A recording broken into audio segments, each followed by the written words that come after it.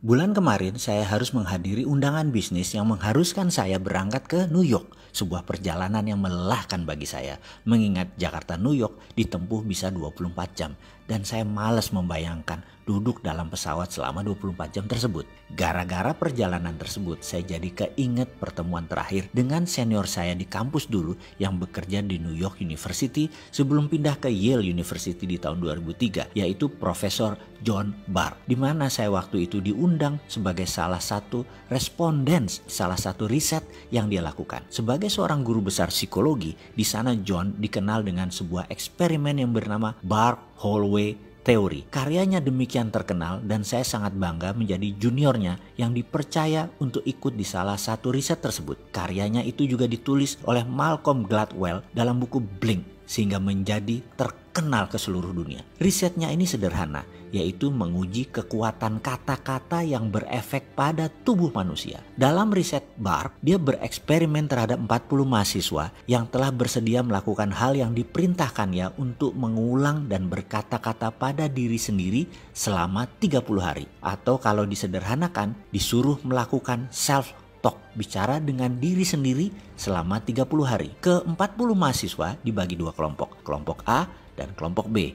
Kelompok A adalah kelompok yang selama 30 hari selalu bangun dan aktif setiap saat harus berkata pada diri sendiri hal-hal yang baik, yang positif, yang menyenangkan. Misalnya, hidup ini indah, hidup ini enak, cuaca menyenangkan, rezeki lancar, selalu sehat, Tuhan baik, pemerintah benar, kerja gampang, sehat, lucu, asik, apapun kata-katanya yang berkonotasi fun, positif, diucapkan berulang-ulang dalam hati selama 30 hari selama sadar. Kelompok B setiap hari mengatakan hal-hal yang negatif, yang sulit, yang tidak menyenangkan. Misalnya, Tuhan jahat, memang nasib susah, kerjaan sulit, zaman gila, pemerintah korup, bangsa bejat, sialan, brengsek, cari kerja susah, jalan macet, sampah di mana-mana, pemimpin tolol, malas, semua hal yang memberi kesan marah, bete, galau, semua dikatakan berulang-ulang selama 30 hari selama sadar, kecuali tidur. Di hari ke-30, mereka diperintahkan untuk datang ke kampus antara jam 10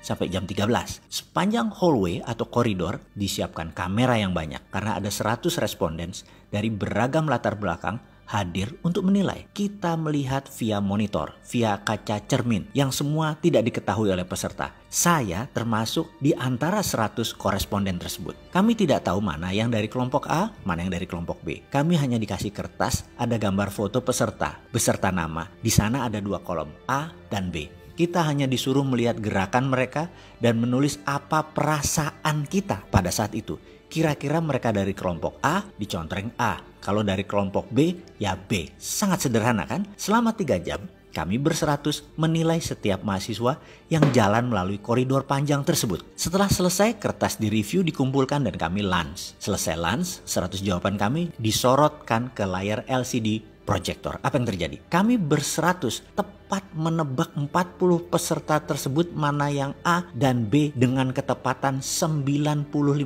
Kami semua kaget. Namun kalau dipikir-pikir, ekspresi atau aura atau citra diri mereka demikian jelas terbaca, cetok. Kekumuhan pancaran wajah peserta demikian jelas tergambar. Padahal ia pada saat itu menggunakan 3-piece suit yang rapih, jas 3 lapis, sangat perlente. Kesuraman terpancar walaupun dia pakaian rapih. Dan dia dari kelompok B. Di sisi lain, pancaran gloomy atau berkilau wajahnya berbinar dari salah seorang peserta walau dia hanya mengenakan jeans dan kaos oblong. Demikian jelas terlihat sehingga mudah mengkonfirm bahwa dia dari kelompok A.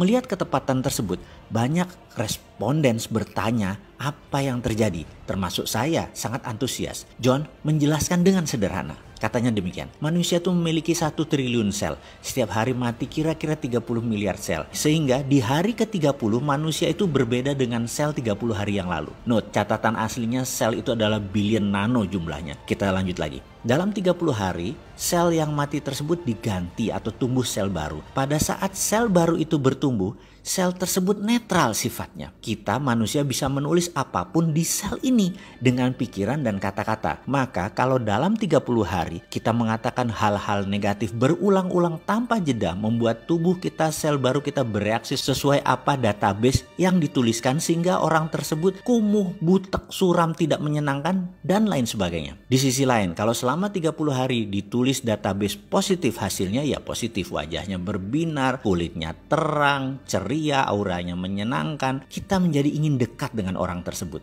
Demikian John menceritakan versi simpelnya. Lalu dalam hati saya berkata, inilah pelajaran yang saya dapat di Australia dulu, yang saya rangkum dalam video Sadar Kaya Advance. Dan inilah inti ajaran agama yang mengajarkan ini dalam agama saya, agama Islam. Berzikir, mengingat Tuhan, bahkan di bulan Ramadan. Kalau benar-benar 30 hari melakukan subconscious reprogramming seperti ini, semua orang bisa menjadi fitri, menjadi manusia baru setelahnya. Dan setiap agama punya pelajaran tentang hal ini. Bahkan di Islam lebih jelas lagi. Namun saya selaku pribadi nggak ngerti sainsnya sampai John Barth mengurai dari sisi ilmu pengetahuan seperti ini. Ya, dasar manusia seperti saya yang memang keminter, sok pinter. Apa-apa harus logika masuk dulu baru percaya. Padahal mbok percaya aja sama ajaran para nabi dan kekasih Allah. Selesai semua masalah negatif di dunia ini.